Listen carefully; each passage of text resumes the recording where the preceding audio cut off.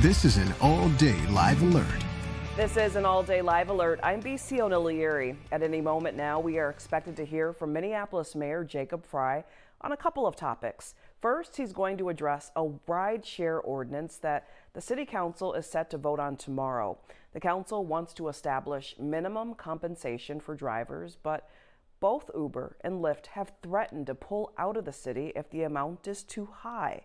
Then at 2 o'clock, the mayor and police chief Brian O'Hara will talk about new recruitment and retainment efforts in the city of Minneapolis. Let's go now to City Hall, where the mayor will begin with the rideshare ordinance at any moment. Are folks ready for the TNC update? Sure.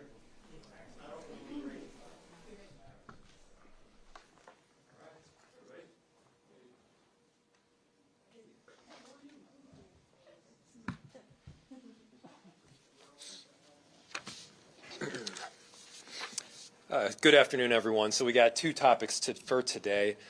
The first one that I wanted to bring up was the ride-sharing ordinance, which is involving a very important legislative action that is likely taking place at the full City Council meeting tomorrow. First, I want to give you my position. I support more than doubling the rate of pay that drivers for rideshare companies are able to make. I support making sure that the work that they do is valued and that they're able to get the compensation that is indicative of the hard job that they have.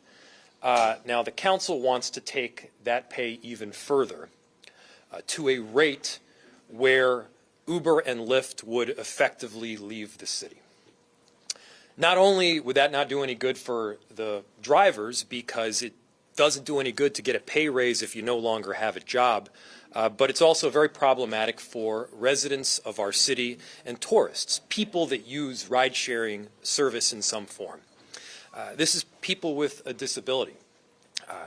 It's people of lower incomes that can't necessarily afford to buy a car, and when public transportation doesn't work in full, they need a mechanism from getting from point A to point B. This is for people that work odd hours at times, that just need to be able to get to a job or place of work without an automobile. This is also for tourists, people coming to our city for a convention or otherwise that show up at MSP and need to get to a hotel or their convention center. All of these are ways that rideshare is ultimately used, and if this were to leave our city entirely, yes, of course, it's a big problem.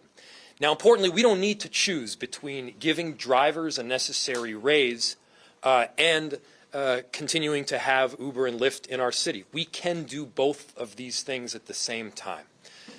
If we engage all of the different entities involved, that's drivers, riders, and rideshare companies like Uber and Lyft, we're able to strike a balance and meet the necessary goals that I think that we all share. Now, I'm going to make a prediction, and I said this yesterday, and I hope that I'm ultimately wrong, and that prediction is that the City Council is going to move forward with the exact same dollar figure, the exact same rate of pay that I vetoed about a half a year ago. Half a year ago, I told City Council members that I was willing to dramatically, in fact, more than double the rate of the pay, and I would sign such an ordinance into law. I sat down with City Council members. We provided emails documenting exactly what we were willing to support and what we weren't willing to support. We met with all of the different stakeholders, from rideshare companies to drivers to riders, to try to find legislation that would ultimately work. The members of the City Council that drafted the policy did not do the same thing. They did not engage with all of the stakeholders that are involved. And because of that, I have concerns that the ordinance that is being brought forward lacks balance and could potentially result in Uber and Lyft leaving the city entirely. Now, we may have the votes to be able to sustain a veto override. We may not get overridden, thus, of course, keeping Uber and Lyft in the city, but that would not result in drivers getting the necessary bump in pay that I think we all support. So rather than have this back and forth ordinance put forward, followed by veto, followed by override or not override, we could agree to agree on both increasing the driver pay, in fact, more than doubling the rate of pay, and keeping this very important service in our city. This is what public service is all about. It's about balancing a bunch of different interests for the sake of the ecosystem that is the city of Minneapolis. And so that's what I'm pushing for right now. That's what I'd like to see. I don't know if legislatively we're going to be able to get there, but I just want to call out ahead of time that there is a route to do this right. With that, I'll open it to any questions you might have. Mayor, what's your response to folks who say that Uber and Lyft have made these sort of threats before in other cities and that they're empty threats and the city of Minneapolis should just move forward with this? It's important to look at the specifics that have happened in other cities, and in some instances we've had ordinances that have passed followed by some form of change in the law or preemption from the state. Obviously, that could happen here as well. You know, the city council could pass an ordinance that's vetoed by me. They could override my veto. Uber and Lyft could leave the city, and a month and a half later, the state could preempt us by lowering the rate of pay that the city council had since authorized. And then, of course, Uber and Lyft would come back to the city. The important thing here is I think the conversation has been made far too simplistic. This is not about do you support driver increase in pay or not support driver increase in pay. I think we would all agree that there is a rate out there. We can argue about what the rate is, but we can all agree that there is a rate out there at which the ride-sharing companies will say, this no longer works, we're losing substantial money, we're out. I say that not because I care about Uber and Lyft's bottom line. I don't. I don't care about their bottom line. I do care about having this service in the city. I do care about getting drivers paid more money. And I do care that the service itself is actually affordable to people that need it. There are other cities throughout the country where the median salary of riders is 15% above the area median income. What we've seen here is that the average annual take-home for riders is about 15 to 20% below the area median income. So in other words, low-income people are using rideshare more often in the city of Minneapolis than they are in other places. Additionally, and I've said this before, we need to be making our decisions based on data. We can't be making assumptions. We need to be making these decisions based on data. In the coming week or two, like in the very near future, the state of Minnesota will be issuing a whole boatload of data that gives real analysis and information about how much drivers are actually making, where they're making that money, and potentially how to better craft an ordinance around it. We should use that data in creating an ordinance. Now, I have a figure that I've put forward that I believe we know will both increase the rate of pay for drivers, and we hope will keep Uber and Lyft in the city. But again, the data is about to come out. I think it makes a lot of sense to listen to it. Mayor Frey, so I think I heard you say if the state made a law, then the city could maybe go back and lower the rates, just as an example. But I guess my question is about the state and how much influence that task force was created. How is that shaping what's going on now? So I'm not suggesting that the state would make a law and the city could go back and change it. That could happen. The state could preempt local municipalities from enacting their own ordinances in this field of work. So in other words, the state could set the dollar amount per mile and per minute, and then cities would have to follow suit. So what I'm suggesting is it's possible that the city council could pass an ordinance, override my veto, enact a policy here. Uber and Lyft could then move out on the effective date that is April 1st, and then a month and a half later, the state could, I'm not saying they will, they could preempt the city from the ordinance that they had just passed. They would have precedent, they would have authorization to do that because they're the state. Again, I'm not saying that's going to happen, I'm saying that has happened. That wouldn't be Uber and Lyft going back on their word. That would be a different set of circumstances that would result in them coming back into the city. And what I'm suggesting is we can pass an ordinance that's thoughtful here. we can engage all of the stakeholders. Again, and I need to make this very, very clear, I support more than doubling the rate of pay for drivers. I'll say it again. I support more than doubling the rate of pay for drivers. If the City Council were to pass such an ordinance, I would sign it immediately into law, increasing the rate of pay for drivers throughout the city and keeping this important service in our city. And again, you know, we've talked before about how important rideshare service is to people in the city. It's not just getting drunk people home from the bar on a Friday night. That's part of it. But it's also social services that utilize vouchers to provide low-income people and people who they need help. They provide them vouchers so that they're able to get to the service they need. It's to help out with people that have a disability, get to a job or get to treatment or get to the grocery store.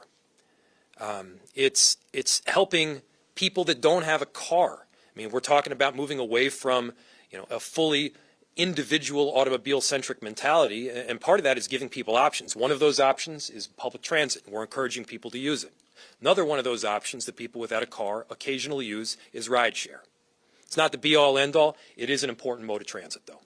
What was the rate that you supported? It was $1.17 a mile. We upped it, so it's $1.20 a mile, 34 cents a minute. You know, and again, I said to the city council members nearly half of a year ago that I would support more than doubling the rate. What I wouldn't support is an ordinance that they moved forward without actually engaging the parties involved.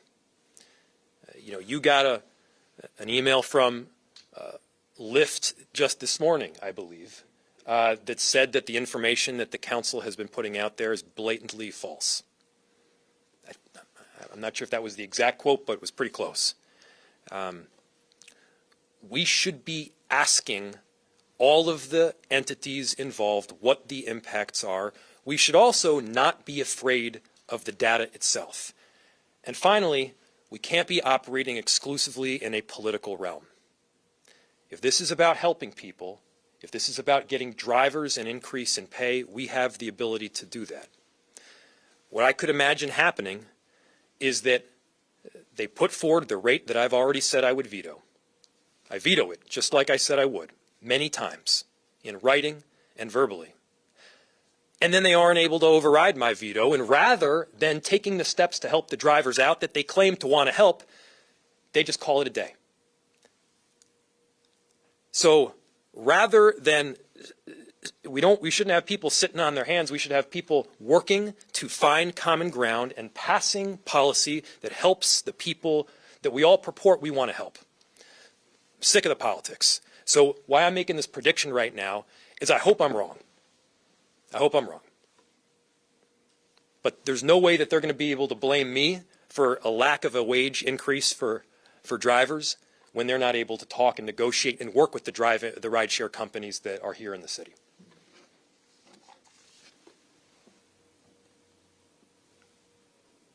You know, any other questions? Do the rates you're proposing have any other benefits for drivers, like instead of a $5 minimum, or where can we find the information you're talking about? There is a $5 minimum. I don't know that that necessarily comes through an ordinance, but through policy that the rideshare companies have implemented. You should probably talk to them rather than quote me on this. Additionally, I do believe that there's quite a bit of room to talk and negotiate about additional benefits beyond the wage. I'm not a legislator. I'm not on the city council. But if they were to take the time to talk with the organization that they may very well disagree adamantly with, I do believe there would be common ground. And this is one of the problems right now in politics today. You designate certain organizations and people as villains and certain organizations and people as benevolent, and you don't talk outside of your little bubble. Talk with them. See what they're willing to do.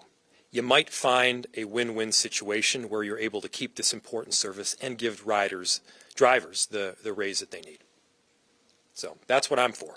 Mayor, just really quickly, what sort of conversations have you had with potential swing voters on the council, and do you have any enough support for, an override? I'm not going to speak for members of the city council, and I don't want to provide information that they should probably be providing themselves. But I appreciate the question because it's probably the right one to ask. There's been clarity of purpose since day one on this, and I know so much of the coverage has been reduced to, do you support? A lot of the coverage, and this is not your fault, but it's been, do you support drivers or not? Again, we do. And we've taken the necessary steps to make sure that there is an ordinance that is put forward or could be put forward that more than doubles their pay and keeps this important business in the city. Any other questions? All right, we're going to take a couple minutes to regroup for the next press conference. Great.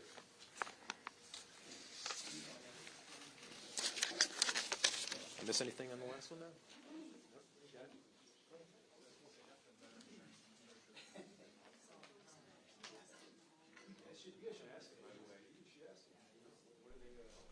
Thank you so much for joining us. You just heard from Minneapolis Mayor Jacob Frey. He was discussing one of two topics. The first that he talked about was the rideshare ordinance that's gotten a lot of attention over the past couple of years, and now it's really reaching ahead. The City Council is expected to vote on it tomorrow, and the Council basically wants to establish minimum compensation for drivers for both Uber and Lyft, but both companies have threatened to pull out of the city of Minneapolis if that amount is too high. So a lot of people watching this issue, as I mentioned, as it comes to a head. In the meantime, Mayor Jacob Frey is expected back at the podium any minute now. This time he's going to address a new recruitment and retainment initiative by the Minneapolis Police Department. Joining him will be Chief Brian O'Hara. So we're expecting him at the podium any moment. Let's take a look back in.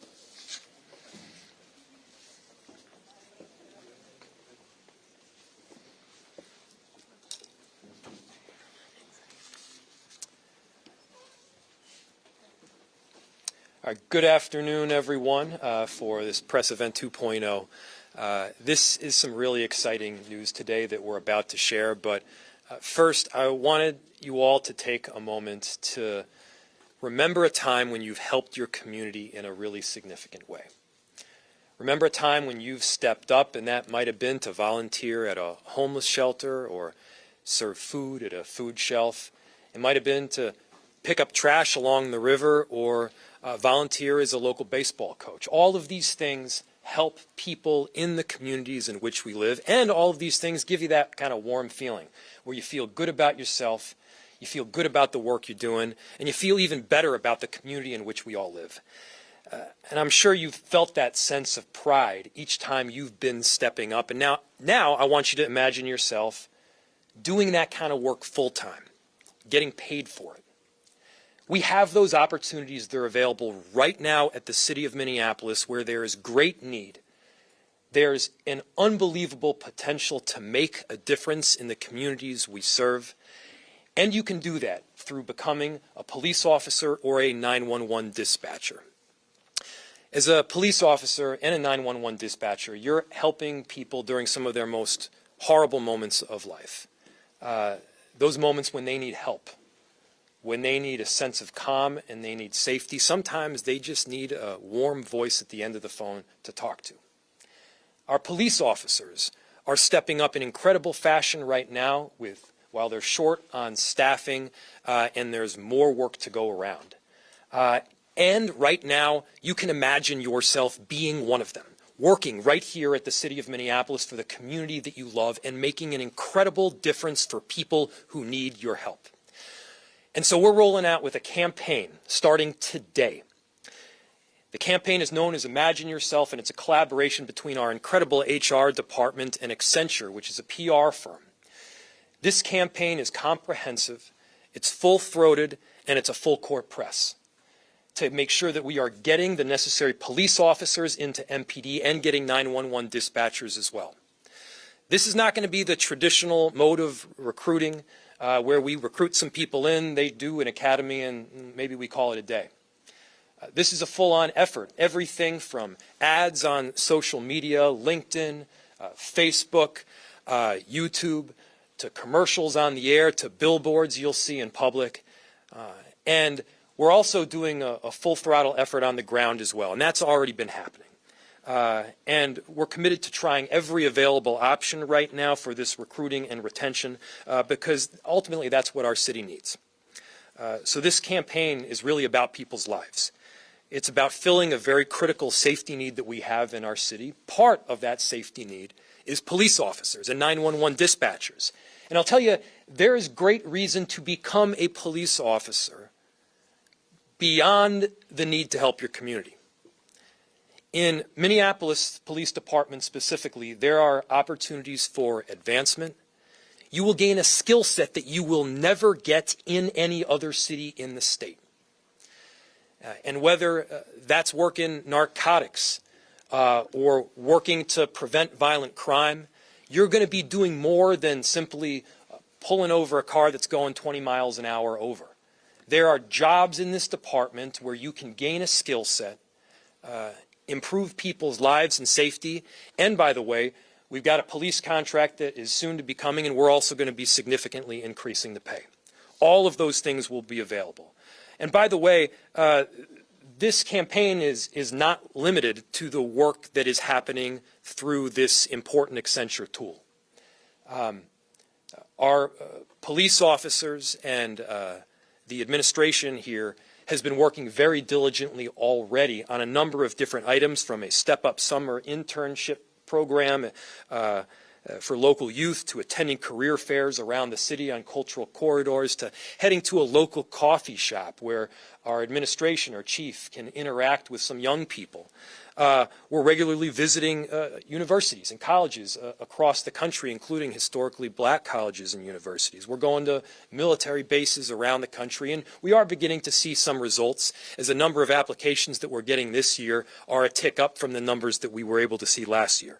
So ultimately this work will take all of us, and this truly has been a full team effort over this last year. These people who are behind me right now have been out there doing the work. We've been meeting on a at least weekly basis and probably had calls well beyond then. And so I want to thank our police department. I want to thank my administration that has done some really incredible work. I want to thank our HR team. Under COO Anderson Kelleher, DCOO Garnett Hahuli, Director Nikki Odom, and Manager Parocha, thank you.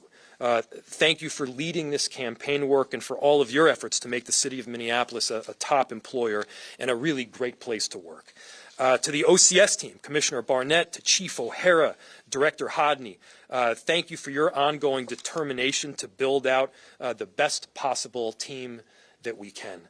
Thank you to your teams. They've been working diligently each and every day to make sure that we're bringing in recruits that have the right mentality, that wants to protect and serve these communities.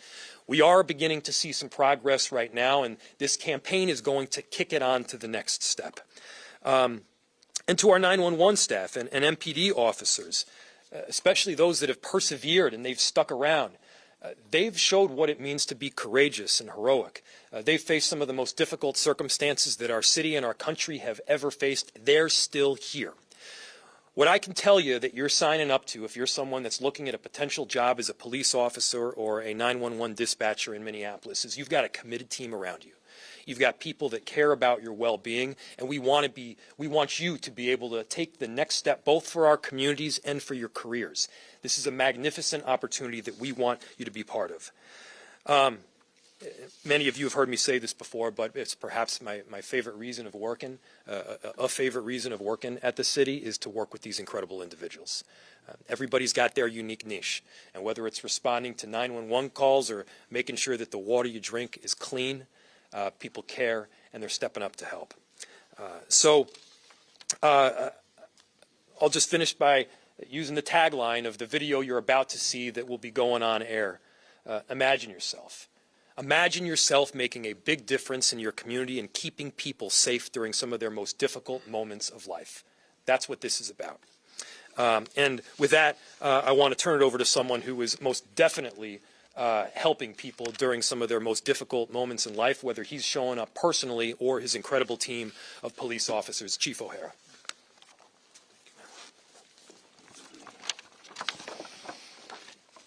Good afternoon.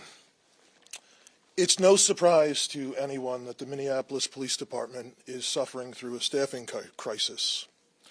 I've been very clear that the MPD cannot address the challenges in recruitment alone. We need our city leaders to help support us in that effort. The recruitment campaign we are talking about today is historic, and we would not be here to talk about this if it was not for the leadership of our mayor here. So thank you, Mayor, for approving it. Thank you for your support. And thank you for going big, because that's what this is, and that's exactly what we need. Being a law enforcement anywhere is an honorable and noble profession. It is a calling. But being an officer in Minneapolis today is very unique. Most notably, it's a chance to make a real difference in a police department, in a city, and in a community that will define the future of policing in our country. I truly believe Minneapolis will be the greatest law enforcement comeback story in America. And who would not want to be a part of that? I am aware, however, that there is widespread skepticism about the honor and integrity of this agency. As an outsider, I shared that skepticism myself. But now that I'm here, and being that I know this profession, I know the character that it takes to continue to show up day after day and run towards danger despite unprecedented challenges. And I have come to know the incredible men and women that make up this agency today. They are not just Minneapolis's finest, they are the finest in the policing profession in this country. I am humbled to wear this uniform alongside them. I am confident I have the greatest job in the world. This is where I am supposed to be right now. This is my calling.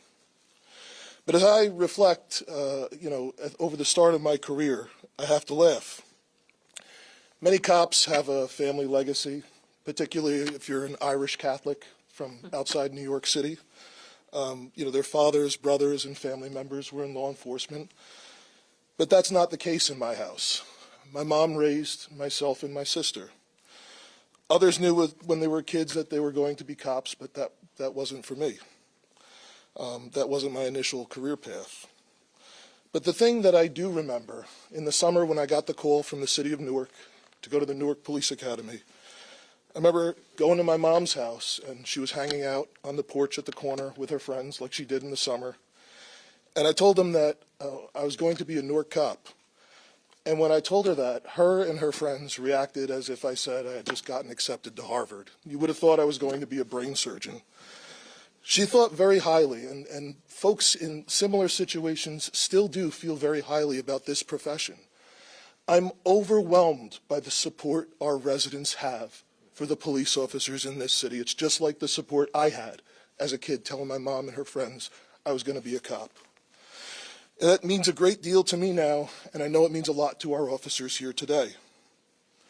My goal as the Chief of Police is to continue to rebuild this department, restore pride in this patch, restore trust with everyone in our community, and make the connections between our cops and our residents so strong that every parent out there will be overjoyed to hear their kid is going to become a Minneapolis cop as well.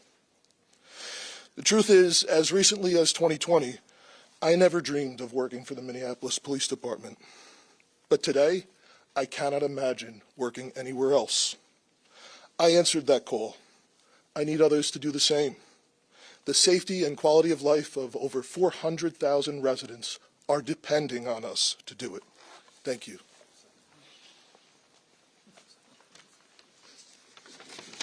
Hello. I'm super excited to be here to kick off this campaign today. That's a really good thing that we're doing. We need new staff. We need reasonable hours for our existing smaller staff to work. They're overworked and they're tired and they need some backup. I've been a champion of officer health and wellness for a long time, including but well beyond wages.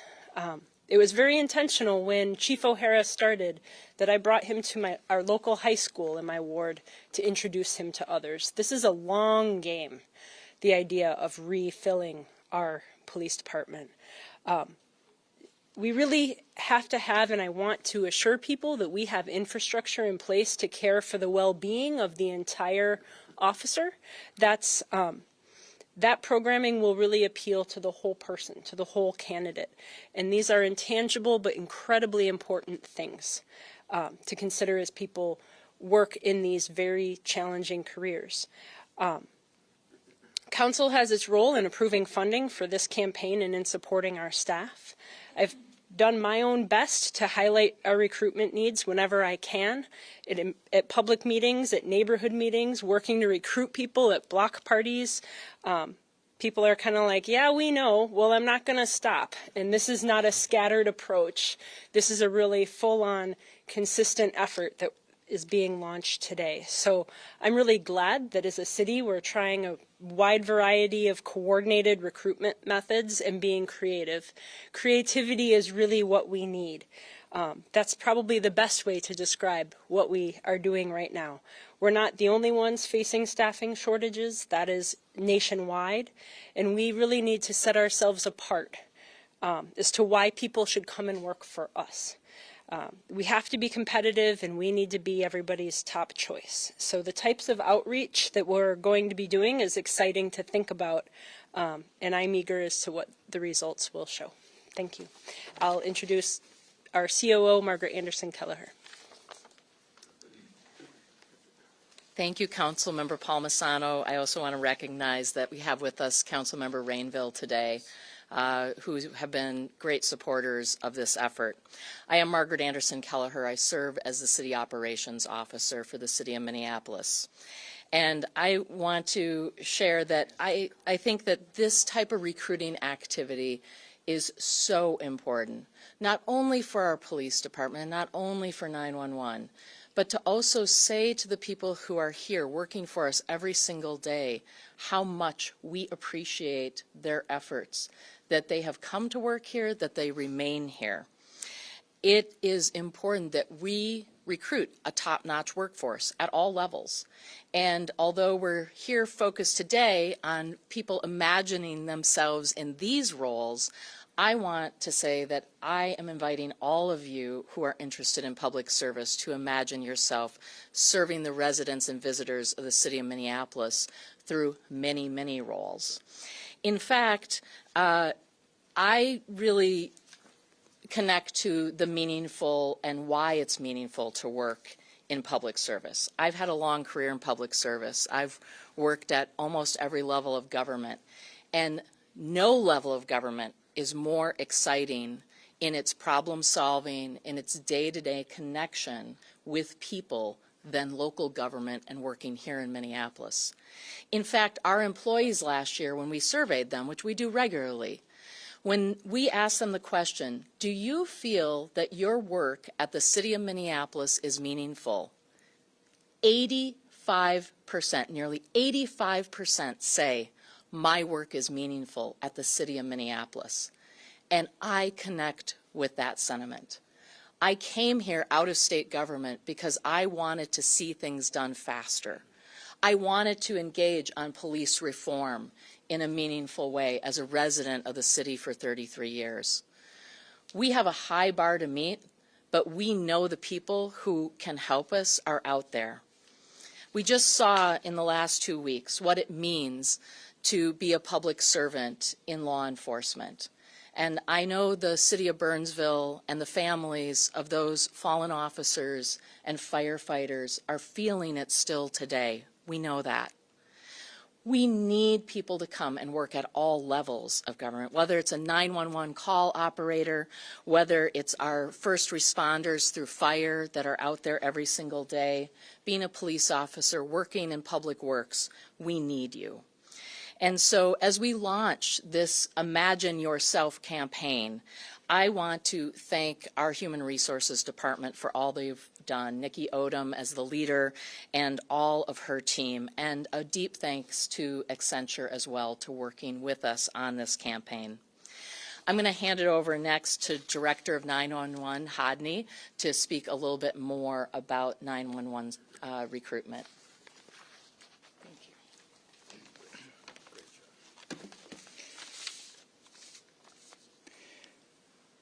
Thank you. First, I'd like to thank all of our partners throughout the city that have helped to put this together and help this campaign get launched. I heard the calling about 15 years ago when I first answered my first 911 call. 911, what's the address of the emergency? Just think about those 7 words for a moment and what they mean to someone who's having one of the worst days of their lives on the other end of that phone. We're looking for individuals who can imagine themselves saying those words. Imagine that they're the first people someone talks to when they're having an emergency. They're the first link that brings calm to a person in the worst time of their lives. The career as a 911 call taker is fast-paced and hectic, and for those who find it their calling, rewarding. Why is it fast-paced and why is it hectic? You're multitasking, helping to locate those who don't know where they are, classifying events to determine the best services to send, and all being done with a voice of empathy, compassion, and calm. As a critical piece of the city's community safety ecosystem, it's important that our first responders receive accurate response to the situation of information that it can be a matter of life or death. 911 call takers provide a high level of customer service. It's essential to maintain professionalism, even with dealing with distressed, rude, or hostile callers. Remember, most people, when they're calling 911, are in a crisis at the moment and not their usual selves. It's tough given that we're working at 20% below our authorized capacity. A shortage at 911 can lead to a delayed response. It can have catastrophic results. We can't miss a call. Every call is important, but every call can be rewarding. You are the voice on the other end of the line, keeping the caller together until help arrives. At the end of the day, you will know you have made a difference in someone's life. This campaign is essential to finding the right people. We're looking to fill 10 to 15 positions with a good salary, hiring bonus, and paid in-house training. The qualifications are simple: a high school diploma or GED, the ability to pass a police background check, the ability to work multiple shifts, including nights and weekends, and typing of 35 words per minute or more. Being a multitasker and the ability to simultaneously talk and process information is necessary for sending help in the fastest way possible. This is a great place to start building a career. Imagine yourself with the opportunities to promote and grow into other positions within MECC. And with that, I believe we have a video to show you.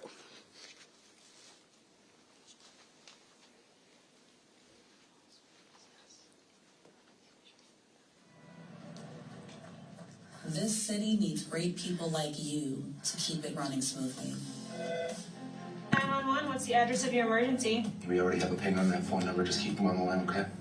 It's not the buildings, bridges, or streets of the city that motivate you. It's the people. And your chance to help them thrive as part of the community. Give me a big one! Let's go! Imagine yourself taking your abilities to the next level.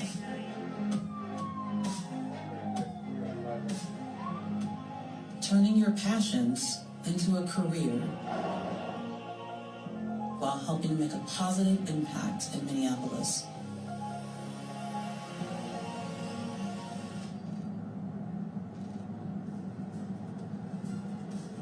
And who knows, you might just save the day by being there when someone needs it most. At the end of the day, you'll know your work matters. So why not you?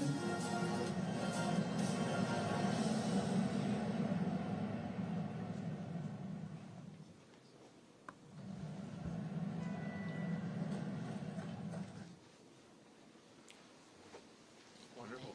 All right. So with that, this is the video that will be rolling out shortly.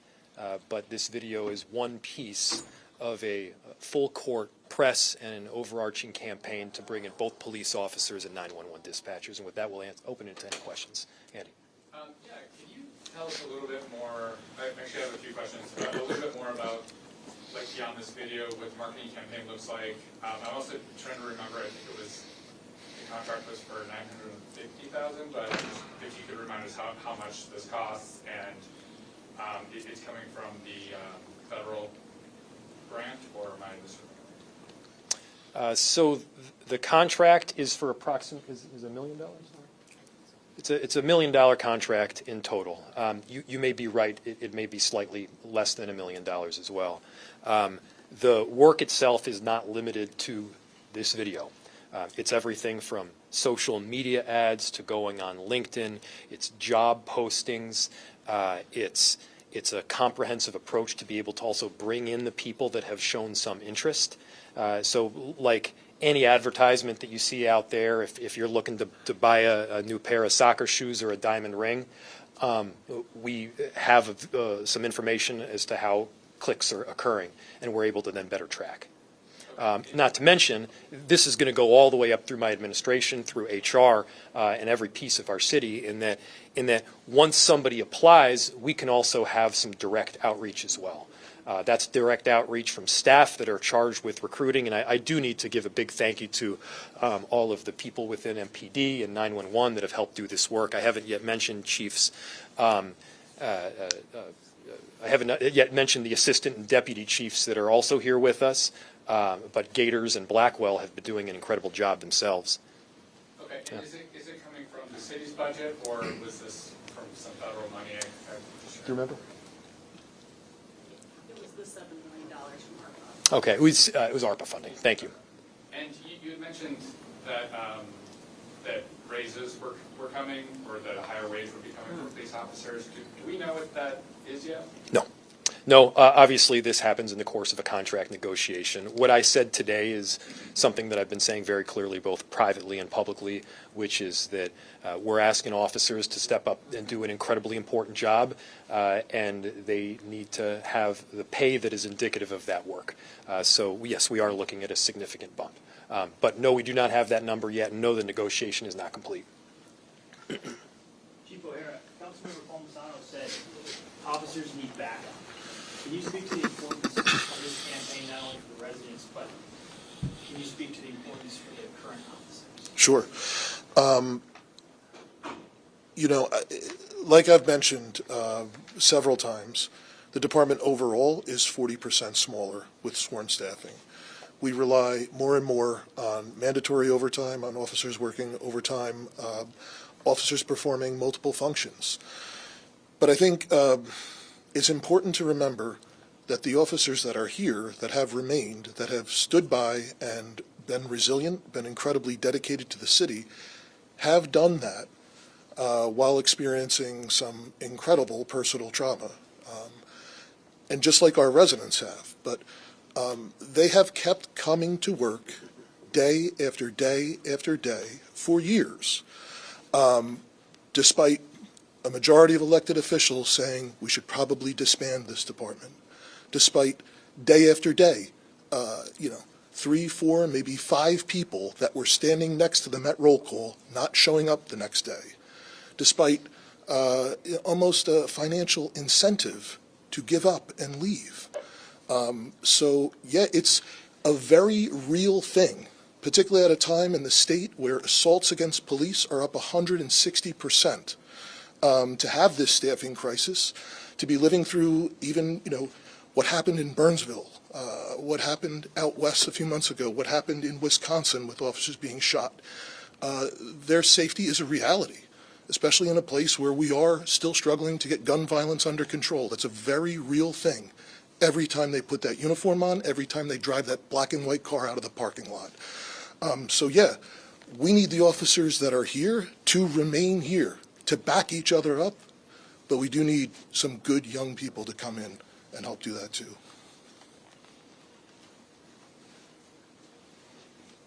Was it tough landing on imagining, the landing? Can you kind of walk us through that? And then again, maybe, obviously there's more to than just the video, but, how was that kind of crafting the image of this and the messaging?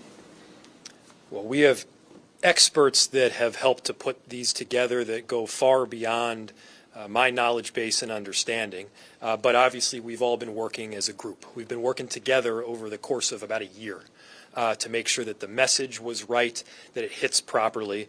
And look, I mean, this is one that I know will work, that I'm confident will work. I can't tell you the number of officers that we're going to be able to bring in the door. Nobody can tell you that in any definitive nature. But I will tell you that we're doing everything possible to get the word out about all of the opportunities that are here within the Minneapolis Police Department. And sometimes you have a message that lands with some and not others. Sometimes you have a joke that doesn't hit entirely. Some people know what that's like. I certainly have no experience with that. But this is a message that will resonate with, I believe, with the people that we're trying to bring in, and specifically, it's 18 to 44-year-olds. So this is the next generation of policing. These are people that are going to be able to come into a department that is changing. They're going to be able to come in on the ground level and be part of that change. They're going to be able to have all sorts of opportunities that they would not get in another city in Minnesota. As the chief will tell you, they wouldn't get the opportunities that you'll get here probably anywhere else in the country. And so if you're an ambitious person, if you're a person that cares deeply about protecting and serving people in our communities that we love, this is a job for you. Yes? Can you tell us that maybe there's a range for the entry-level pay for police and 911 operators?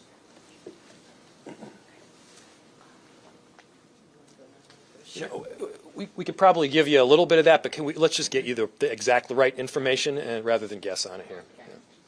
There's been a lot of conversation about looking for law enforcement officers from non-traditional backgrounds in law enforcement. What have you all been doing to, say, reach out to social work, people specializing in that, to people from non-law enforcement sort of backgrounds? Sure. So I'll turn it over to both, and you're asking with respect to becoming a police officer, not specifically 911. So I'll turn it over to Chiefs O'Hara, Blackwell, and or Gators in just a second. But a number of years ago, we upped the level of, I guess you could say, points that you'd be able to receive if you've got some expertise in another area. And whether that's social service or community stewardship. That's some connection to the city of Minneapolis, whether that's living here or volunteering or working here. We've also been looking, and you probably know this, at expanding the areas of expertise that could lead into a profession of law enforcement as a police officer. That's some work we're doing at the state level. You know, one example would be people that are involved in some form of, maybe they work in a jail. Maybe they have some direct experience de-escalating really tense situations without a firearm. These are people that could much more quickly become a police officer because they've been doing a lot of this work already and have the necessary skill set to step up. And so we're looking at changing some of the credentials required so that we can more quickly bring people in. Anything else to add there? I would say this year, I do believe we're turning a corner, and the numbers are there to show it. Last year, we hired 40 sworn members of the department. It was not enough to keep pace with attrition. However, we are on pace already to surpass that this year. And just with the efforts that we are making with recruitment, we have a recruiting team has had over 500 leads so far year to date. Those are people that they've contacted that are interested in possibly applying through one of the entry programs. At this point last year, that was about 140. And applications are up in all the different pathways. But we have to acknowledge the reality of the situation. Yes, this is a problem in policing across the country. Yes, it's a problem in the entire state. The traditional pathway to becoming a police officer of young people going to these policing programs at two-year colleges, those seats, there's not enough kids in those classes to fill the vacancies in the state. And that's why we keep seeing every few weeks another police department in Minnesota closing its doors. So I do think we have to do more, as the mayor said, on the state level to encourage through different ways the people who are coming to us now.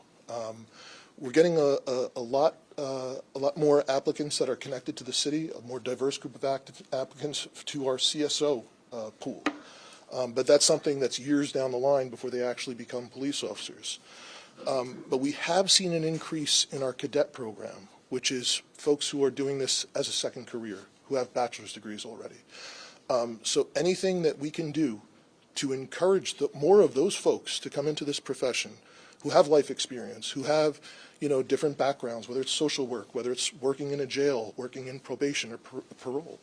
Those would all be very good things to encourage, I think, and acknowledge just how life is just different today. So the message is we're already beginning to feel a bit of momentum, and this campaign is going to further bolster the progress that we're seeing. That is the goal. That's where we're aiming right now. I actually have to jump to my next thing. Do you have any final questions for me before you ask anybody else? No? Great. Thanks so much, everybody. Thanks. Thank you. Any other questions for the chief or COO or Director Hodney? We will be sending a press release out after this that has the exact.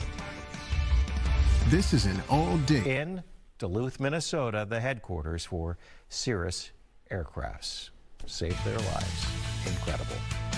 Thanks so much for joining us on this Wednesday. Hope to see you tomorrow morning for the Fox 9 Morning News. And back here at 11, the news continues on Fox Local on